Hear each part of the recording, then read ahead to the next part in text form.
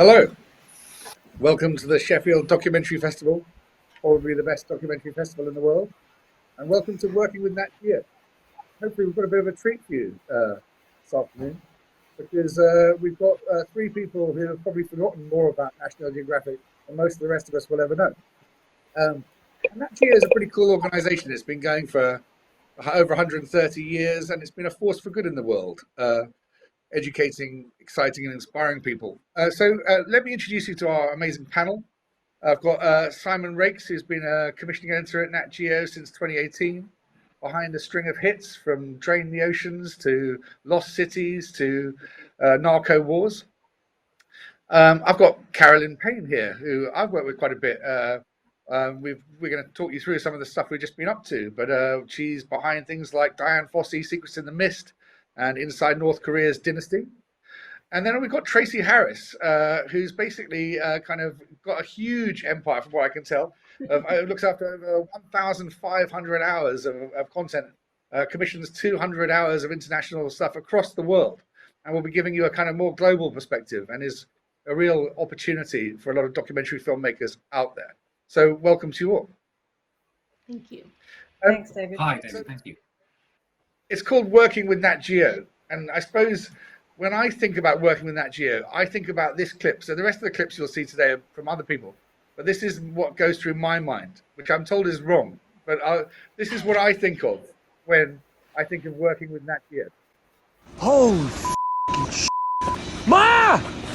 Ma, come outside! There's a moose or a buffalo or some shit. They're fighting. Where the going? Ma! Holy this is some National Geographic Ma, call up to the ASPCA. There's animals fighting in the front lawn. Oh Why does that go through my mind? Well, partly wrongly. I think a lot of people think of National Geographic as being like a natural history thing, which it isn't. There's Nat Geo Wild, so I'm wrong about that. But also, working with Nat Geo, there are some broadcasters where I feel a bit like the smaller moose in that clip, being slightly pushed out the way. But luckily, working with Nat Geo isn't like that. It's much more pleasurable. But what is Nat Geo really about? I'm going to start with you, Simon. And if you could sort of tell us, give us a kind of just an overarching introduction of what you're looking for. Where's Nat Geo at right now? Sure. Well, I mean, the first thing to say is actually there's a bit of what I'm about to say that's reflected really nicely in that clip. We like really good, crisp storytelling with key protagonists, whether they be human or beasts. We like a bit of conflict and tension in there, and there was plenty of that. And we like a bit of, in some of our shows, a bit of kind of wit and levity. We like to show audiences stuff they perhaps haven't seen before.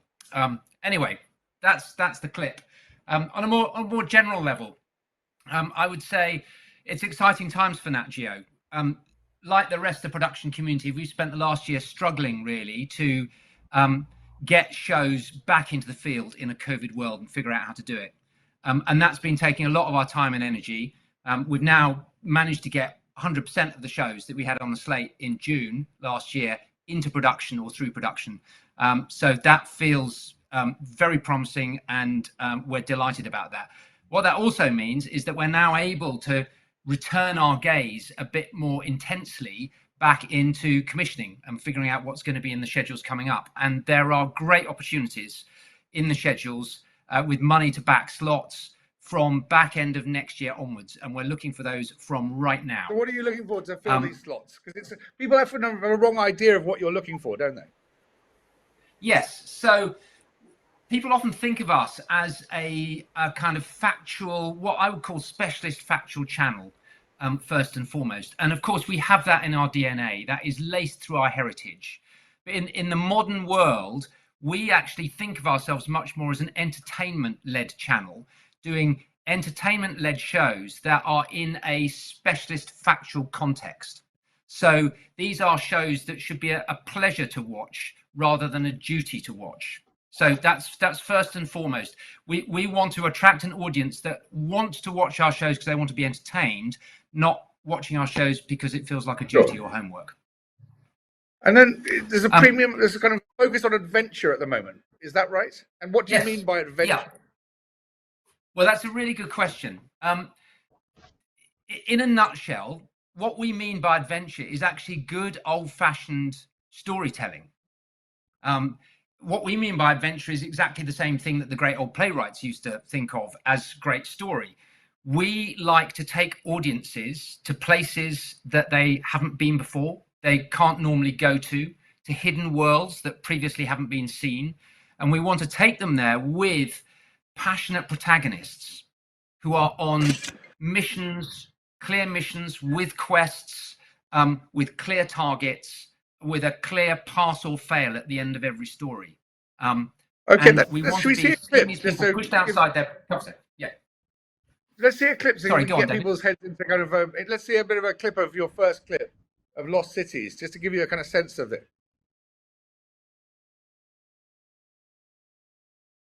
So, talk to me a bit about that, Simon, in terms of kind of the presenter. He's not a presenter. You call him a protagonist. What are you looking for in your protagonist? And I think that's an interesting distinction. What we tend to do with our presenters or hosts is, rather than have them observe or just interrogate, we want them active in their stories with real stakes in the outcome. So in Lost Cities, the quests are Albert's quests, and he is after genuine unknowns that he is trying to solve. He will, of course, draw on expert information along the way, but it's his quest. The other thing to say about Albert is that he is not a TV person by background. He's an academic. He's a data scientist and a chemist. But he has got a lot of things that we're looking for. He's got extraordinary charisma. He lights up the screen when he's on. And every show he does, he gets better and better at doing it. He's passionate about the shows that he does and the missions that we send him on. That's not confected. He's genuinely, properly engaged with it, and he's on fire. And the third thing, which is increasingly important to us, is that he is not a white male. He comes from a diverse background. You may have noticed he has only one limb. He lost one of his legs in an accident after he'd started his TV career. And he's not only overcome that, he's almost used it as a launch pad, as kind of an impetus to further his quest for exploration. That makes sense. Now, I suppose some people might think that what you're describing of adventure, sort of high stakes quests, feels in a strangely and maybe a slightly narrow brief in terms of, National Geographic has a history of doing all sorts of kinds of programs.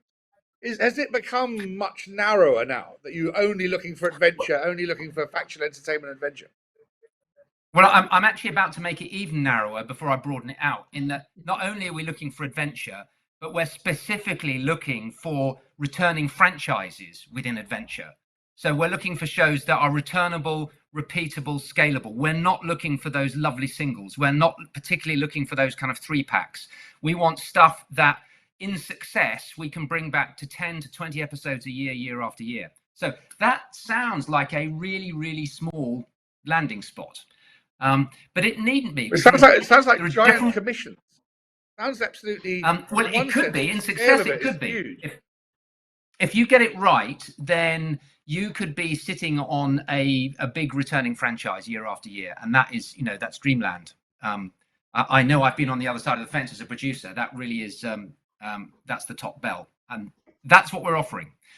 So back to your question, is the focus as narrow as it seems? Well, I would say it needn't be, because we don't just do host-led kind of macho explorers hacking through the jungle. There are many other ways to do adventure. And there are two I can think of straight off the top of my head that we do. Why don't you show a clip, maybe? Ob Doc, yeah. So I'm going to tee up the next clip. So Ob Doc, let me just set this clip up for 30 seconds. This is from a series we do called Life Below Zero. And that's been on our air, I don't know how long, Carolyn, 8 years now, something like that? Something like that, yeah. Longer? Yeah.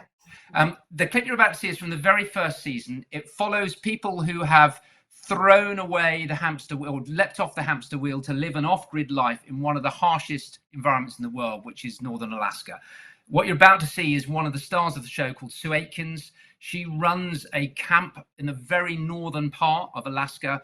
And in series 1, she and the film crew got trapped for a week by a sudden blizzard. She still had to go about her job to keep them alive. And this is her strategy for how you keep alive in a blizzard when you need to be able to move around outside. Can we run clip 2, LBZ?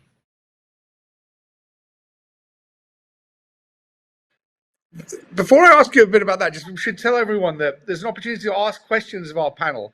And if you go to the Vimeo thing, please do ask questions. It's kind of, we're like Premier League footballers. It's much harder without an audience to do this. So it'd be nice to know you're out there and fire in some comments or questions. Simon, I suppose the point there is that that's a sort of observational documentary take on adventure. Is that right? Yes, absolutely. I mean, it is an obdoc. It's got a kind of rotating carousel of protagonists who are leading this particular lifestyle in their own different ways in different parts of Alaska. What I would say about it is that it ticks a lot of our adventure boxes. Clearly, it is protagonists in each show. They've got a clear mission. It might be that there's a lone wolf nearby, or wolf pack nearby that is threatening their livestock, or it might be that the river has burst its banks and they need to sort that out. Every show has got protagonists with a quest that they need to, or problems they need to overcome in a pretty harsh, adventuresome environment. So obdoc is definitely one way that we can crack that nut. We've got Life Below Zero. We've got another show called Wicked Tuna, and we're after more obdocs. And then also, even say cookery or whatever, you've got, do you want to show one more clip before we run out of time? Yeah, for your section? So adventure's not always what it seems. You can marry adventure with things other than just questing through the jungle to find treasure. So let's run the next clip. This is Gordon Ramsay, internationally very famous chef, who is being taken wildly out of his comfort zone in the series we do, called Uncharted. In this particular episode, he's in Portugal, and he has been told that there's a particular local delicacy he needs to secure for his big cook at the end. It's a particular type of goose barnacle. The problem is, in order to get it, he's got to take on the might of the Atlantic Ocean. Let's run clip 3, Gordon Ramsay.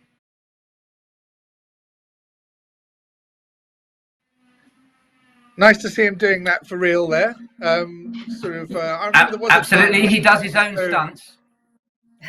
When I was at Channel 4 many years ago, I remember there was a thing where an AP would hand him a couple of fish on a stick. Those days are long gone, I'm glad to see.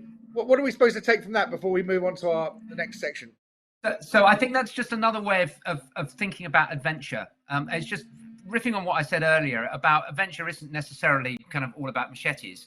And it doesn't have to be about survival. A question we're constantly asking ourselves is, what can we intersect with adventure that could lead somewhere interesting? And that's an example of what happens if you intersect adventure with cookery. But we're asking ourselves constantly, what happens if you intersect adventure with journalism, or adventure with music, or adventure with what? And I would be inviting people to think along those lines. Don't just think of adventure as treks through, for no particular end, through mountain landscapes or forests. What happens if you try and take people out of their comfort zone in other more traditional areas of TV programming? All right, thank you very much, Simon. We'll come back to you later. And remember, questions for Simon on the chat room or whatever it is. But now it's time to chat to Carolyn. Hi, Carolyn. How are you doing? Hi, David. I'm good, thank you. Nice to see you. Basically, we've been working for the last couple of years on a project which we're now going to do a little bit of a deep dive to explain working with Nat Geo from both sides of it. Basically, maybe I should. This is a series that we've made for you called 9/11 One Day in America, which basically is an entire series just set on the day of 9/11. Carolyn, why did you commission it? Well, should we start with a clip, David? Let's start with the first clip, and we can talk a little bit about. You can see a clip of what it is, and then we can talk a bit more about it. So, this is it's a 6-part series, and this is a clip from episode 3. And as David said, it's all six episodes are just set on the one day of 9/11. So, by episode 3, this is a ABC reporter called NJ Burkett, who's one of the first reporters down at 9/11. And one of the things I really love about this clip is quite a lot of our contributors appear in the archives. And this is an example of someone where you see him 20 years ago and then 20 years later talking about what happened. So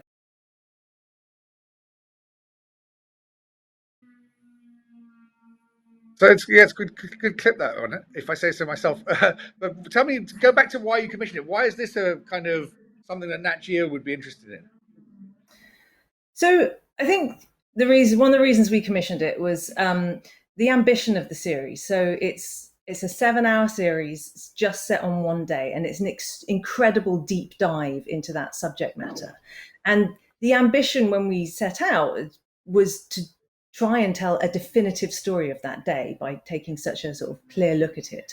So that was one thing. I think also the filmmakers, I know we're here with me, but you just done some great work with us on a North Korea series, and we really wanted to work with you again. You also paired up with TJ Martin and Dan Lindsay, who had done some excellent work with this on LA 92, and they won an Emmy for that, and they won an Oscar.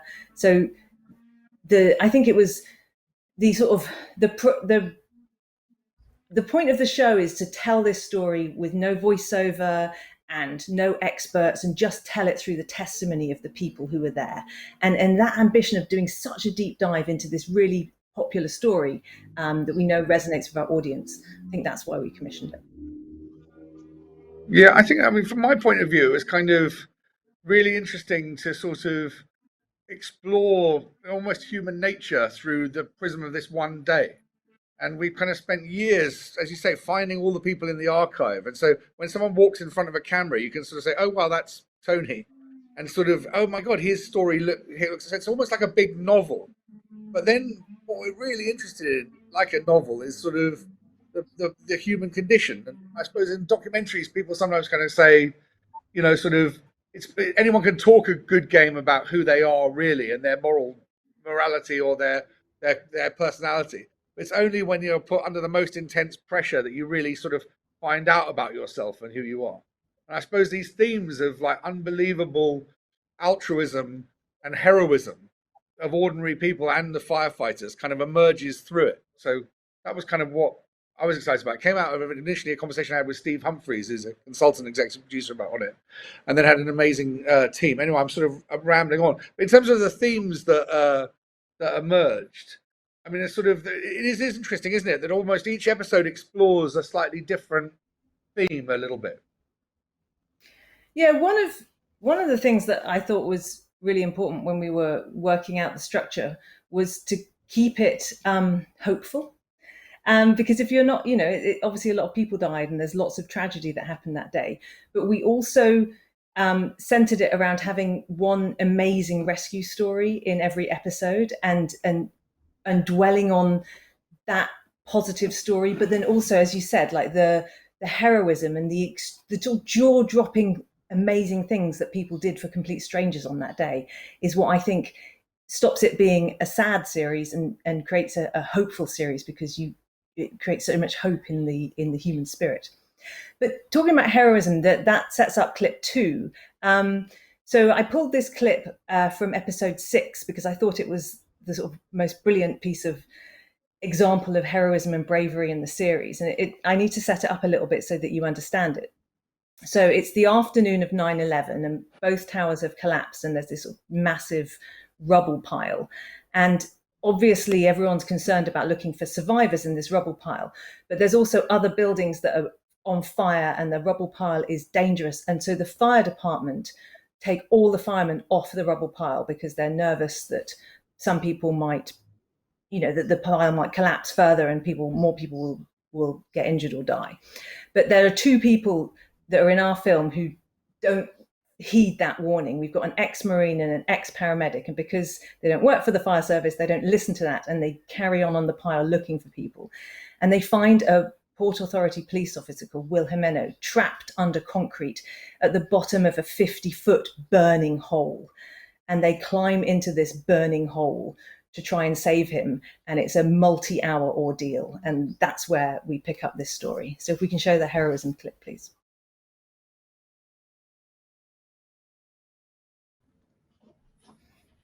I think I love that bit. I think that one of the things I love about that story is that it's a former Marine and a former paramedic who are doing the rescuing there. And it's almost like, they kind of decided they wanted to go back to a previous version of themselves and then kind of, headed onto the pile and then get themselves involved in that situation. But it feels like a kind of, that's kind of what I was talking about, trying to explore bits of human nature. And in a way, there's a theme there, I think, about kind of how they're trying to, these people that used to do something and don't actually professionally do it. They put on their old paramedics uniform and their old Marine uniform and go even where the firefighters won't. Um, what will you say the issues we faced making this, Carolyn? I mean, let's talk about kind of some of that might help people kind of get their heads into it. What do you think were the kind of the big problems of making this series? I mean, one of the things we spoke about a lot was the structure.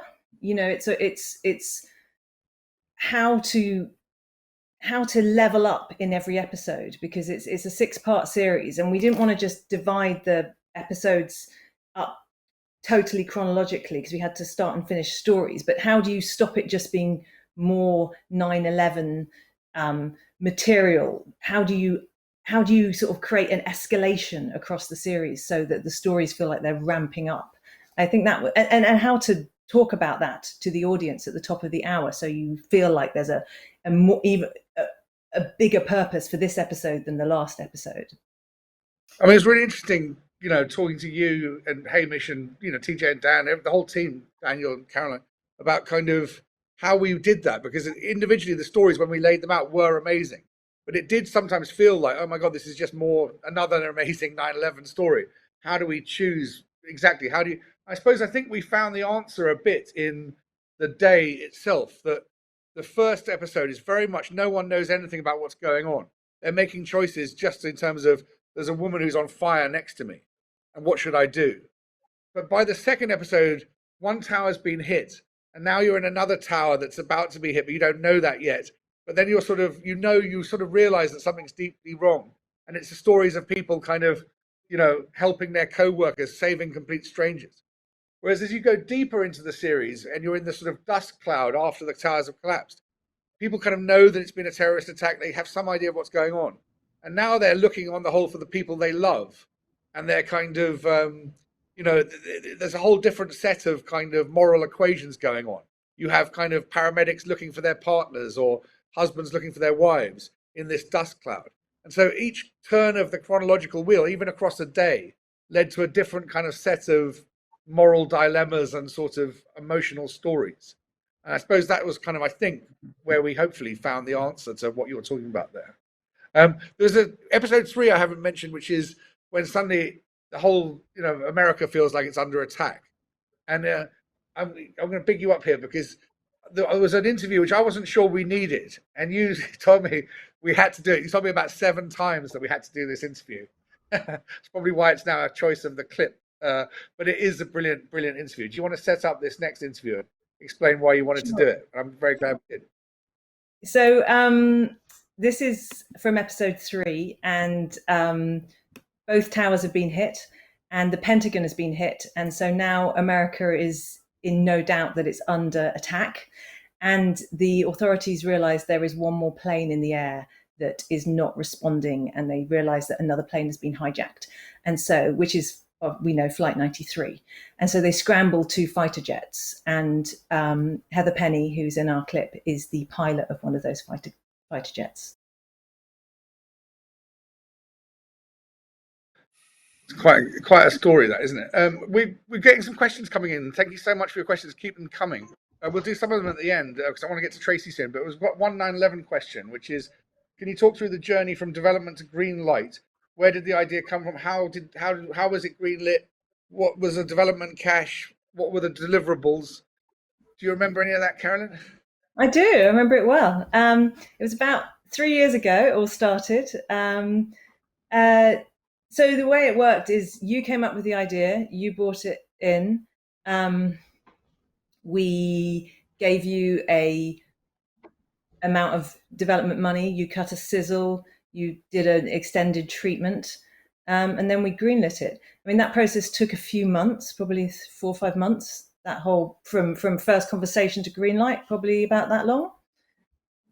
I mean, my memory of these things is kind of interesting. It's almost like these guys, if anyone watching, they almost help you through the Nat Geo system. It doesn't feel like kind of they're trying to kind of hold the wall. It's more like you work with a commissioning editor to sort of develop it up, and you work together on the sizzle and the deliverables, and then it kind of gets offered up to the green light. And it's usually quite a long process, but you really know what you're doing by the end of it, sort of thing. So that would be my game. Anyway, we've got to leave it there. We'll come back for more questions in a second, but I really want to get to Traci. Hey, Traci, how are you doing? Hi, Dave. Great. Happy to be here representing Nat Geo International. Very cool. So And just to very tell nice to see you. Go. Thank you. No, I was just going to talk. Sorry, there's a little bit of a delay. But, when we say Nat Geo International, we're talking about the world outside of the US, and we're really here to supplement the global pipeline. So it's going to be complete opposite of what you heard a little bit earlier from Simon or even from Carolyn, because where you hear the big names like the Bear Grylls or the Gordon Ramsays with the big budgets, that's definitely going to be more on Simon's side coming out of the US. But we do everything else. And so I think that's relevant for the group that's watching here today, because the beauty is we are not tied to that adventure lens, and we can do other genres. And some of the things that are working for us right now are World War II or Lost Treasures or even engineering. And we also expand a little bit. We're not just looking for series. So we will do a special as long as it's current and newsworthy. Can we make a quick turnaround program out of it? And also, we like to celebrate anniversaries. So as you come in and pitch the international, think about, do we have cutting edge technology? Are we going to be the first to tell the story? Are there new discoveries? That's really what we're looking for here at International. It does seem like for a lot of the people watching this, you might be the best port of call, because you also do co-productions and pre-sales and all sorts of different kinds of business models, right? Definitely. As I mentioned, my budget is not big, and I try to be smart with my money. And so you can definitely come in with co-pro. You can come in with a pre-sale with editorial. There's different ways of working with the budget to make it work. But Simon mentioned returnable, repeatable, and scalable. And so for us, scalable is key. We really want to take a franchise and expand it out. And I do have an example that I can share with the audience called Lost Treasures of Egypt. And so this is an archaeology series that we have where you really go in and witness discoveries as they unfold. This is a show that started out as international only. The US tried it and it worked. So this is an example of how where a show that started out as international can go global. We're launching season 3 towards the end of the year, and that's what will happen. So I'm going to show you a clip, and what you'll see right away is that it's not adventure, it's more traditional. So there are other ways of working with Nat Geo. So if you want to go ahead and play clip 7. It's a great clip. Looks a bit like a place I used to live when I was a student. But I suppose the vibe of that thing is part of the Nat Geo DNA there, isn't there, of sort of new discoveries? Yes, definitely new discoveries and cutting edge technology. But I just want to again say in the beginning, it's kind of like with the two mooses. When you say that's what you think of with Nat Geo, this is what you think of with Nat Geo too. And so there is a way to work together. It would just come through the international window. So also, I just want to mention that going back again to scalable, because it's so important for us, is the way we could scale this series is by location. Egypt is not the only place that has amazing lost treasures. So we're looking now at where else can we film around the world, and where can we go and make new discoveries? And then you've also kind of got customizable and franchisable sort of thing. Do you want to explain those kind of ways of thinking to us? Yes, I'm going to add that. So returnable, repeatable, scalable, and customizable. And a great example is we have a show called Europe from Above that is really driving ratings in Europe because local relevance is key. So what we've tried to do is really take this show idea and apply it to other regions. So if we can pop up slide 8.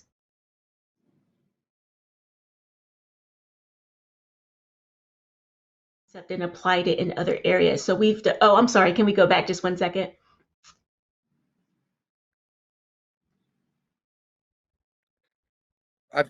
Okay, so Yeah, so we've done China, we've done Japan and Egypt. We have UAE from above coming later this year, and then I want to mention India from above, that we have aired as well. And I actually have a clip to show you from India from above that I think is so special because we were actually able to bring in Dev Patel as A-list talent. And so if we can go ahead and roll clip 9. Such a beautiful series, and I love that we're not limited in what we do with it, and it gives you that more traditional flair. Yeah, you're never going to run out of places you can do from above, which is, I mean, sometimes that's Exactly. the problem with these shows. I once did a show called Inside Nature's Giants where we dissected big animals, and we did the great white shark and the whale and the elephant. But by series 3, we were into the emu and the turkey, and we ran out of big animals to do. But from above, you can carry on forever, I'd imagine. I mean, that's the What other ultimate things? returnable series, right? Yeah, absolutely. So it gives me a kind of sense of it. You're also interested in a sort of synergy with other bits of the business, is that right? Can you explain that to me?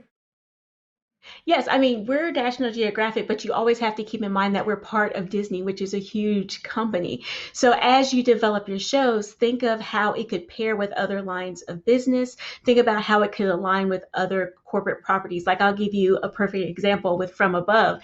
As you're watching India from above, I could see an expedition to India. Or I could see a coffee table book with the beautiful images from the series. So think bigger than just the show. And sometimes that can be your way into working with National Geographic. Great. So, I mean, it sounds like you all want huge things, really, but you also do singles. I mean, it's quite, I'm trying to get my head around it. So basically, Simon wants absolutely global ideas, whereas for Traci, you can be kind of looking for something a bit more local or a bit more bespoke. Is that right, Traci? That is right, but I think it's important to note we're looking for something that could also work pan regionally. So we want something, if you're looking at Europe, Latin America, and Asia, we don't want to laser focus in one area where it wouldn't work in the other two. Our goal is always to get all three. And if we can get at least two, then that works for us. I would imagine doing your job is kind of intense in that presumably different bits of the world like different bits of Nat Geo programming, do they? Do you have some understanding of how, Exactly. say, an Indian audience is different from a European audience? Yes, I mean, it's really interesting. I mean, we have a big, I call it a traffic light tree, where it's like yes, no of all the different genres when we're looking at projects. But it's interesting because it's not just the content of the shows itself, but it's also the age of the audience. So when you look at India, when you look at Latin America, they're a lot younger than some of the other regions. And so what they would like is going to be very different than what, say, Europe might want. So trying to find something that merges the three or at least two can be difficult at times. But I think that's part of the challenge. That's what makes my job fun. Great. Okay, cool. Well, we've got some questions coming in, which I might just sort of fire at you guys. What are people asking? Are you commissioning just series or also one-offs? I think we've spoken to that a bit. Should we go to you, Simon? Are you commissioning one-offs or not? No, I'm not. I'm really for the kind of the global linear channels. We are really focused on trying to find returnable series. There is some space for singles on our air. Two I can think off the top of my head. One is that we run a strand called Explorer, which is I don't know how many of them we're planning to do a year, something like four to six maybe. Those are single documentaries featuring specific kind of real world explorers, archaeologists, scientists on pretty hardcore quests. So that's one avenue. There's people are asking here, Simon, a few of them a year. Then just quickly, Free Solo we also walked have in a the door. feature docs department. Sorry? If Free Solo walked in the door again, you presumably wouldn't turn down that Oscar-winning. No. So what I would do is I would direct that to my colleagues in New York and LA. We have a feature docs department run by Carolyn Bernstein, and she produces, I think, at least 6 proper festival feature-length documentaries every year, and Free Solo was one of those. And Carolyn, some people are asking, what's the best way to get projects to your consideration? Sort of, how do we get to you? Sure. So we have a small team in London, mainly Simon and I, If you already know us and know one of our email addresses, get in touch. If you are a new business, you haven't had a relationship with us, we have a head of development called Alexander Lawson, and you can email him at alexander.lawson@natgeo.com. So that's alexander.lawson@natgeo.com, and he's the best person for new business. Great. He's very lovely and producing this session. We've still got time for more questions under the wire, so please do keep the questions coming, because I can fire them at the Nat Geo team here.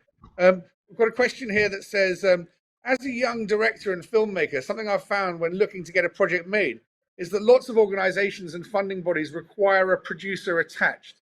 Do you at Nat Geo consider projects without a producer? Do you provide any support for young directors? Shall I come in on that? Go for it. Yeah. That's a really good question. And I remember being kind of young and trying to break in myself, and it seems extremely difficult. What I would say is that we are very keen to nurture kind of emerging talent. So the short answer to your question is yes, you can pitch an idea without a producer attached. And we will take a look at it. And if we're interested in it, then we can help you find the producer. But there's a but. I'm sure you could hear that but coming down the track. It's often helpful if you can have found some kind of collaborative alliance with an established player in the industry beforehand, because they will be able to help you shape your idea and hone your pitch so it's more likely to land with us. Plus, you'll be coming to us with an already established, known working relationship. So while the answer is yes, my advice would be it might be worth having a look around before you come to us. But either way, Sure. do get in touch with us. We're very keen to do stuff with emerging talent. I suppose some people are going to ask a bit that some of these programs seem absolutely giant. And if I think about other things that you've done, like One Strange Rock, which is sort of the central protagonist is Will Smith. What if we don't know Will Smith? What if we don't have a relationship with Leonardo DiCaprio or, whoever it might be? Sometimes the scale of what you're looking for in some of your areas might feel like an impossible place to start for certain documentary makers. What's the way through that? I can take that one. So two things. On talent, we have a talent department. We don't expect you as a production company to have already secured the talent when you bring an idea. You bring an idea to us with a wishful talent. And if we want to pursue it, we usually develop it a bit. And if they're a very famous talent, we then wait till we're much farther down the line before approaching them and seeing if they want to do it. So you don't need to know Will Smith before sending your ideas in. We can contact him later. And we've got a team in America and around the world that can do that for us. On the scale thing, it is true. A lot of our projects are huge. But this is why Traci is so fantastic and why NGCI is so fantastic, because some of our projects are not so huge and we have opportunities at many different levels. So production companies of all different sizes work with us, and we work with brand new companies. We can commission singles and co-pros from companies we haven't worked with before. So there really is a massive range of opportunities at Nat Geo. Yes, Something I found really love the idea. Sorry, I really love the idea of new talent, because you never know where that next great idea is going to come from. So I'm always open to people. It doesn't matter what your resume says to me. That's cool.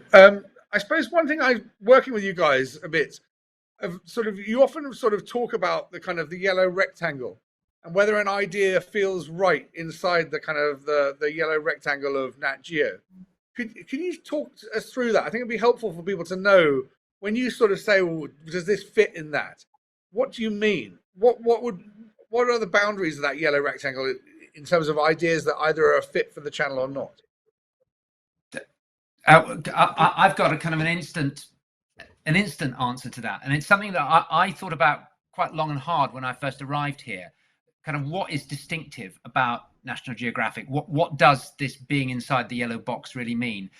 And for me, what I think it means is that we are a channel that is curious about the world.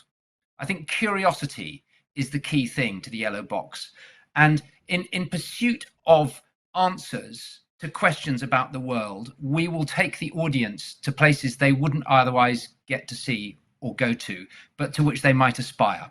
And they will come away from having seen our content entertained, but also informed and energized. And I think for me, that's what the yellow box means. It means it's probably not urban based. It's I mean, we would never do